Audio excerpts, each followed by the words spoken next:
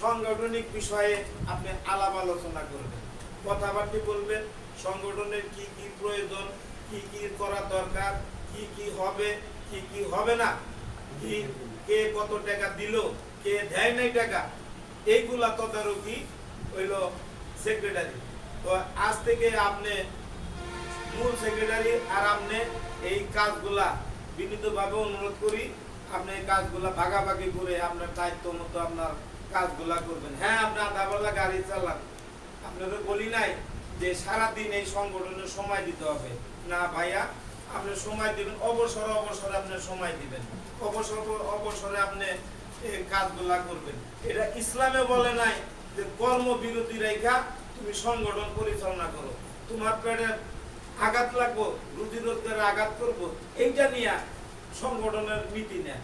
সংগঠন হচ্ছে কর্মের ফাঁকে সংগঠনের কাজ করা।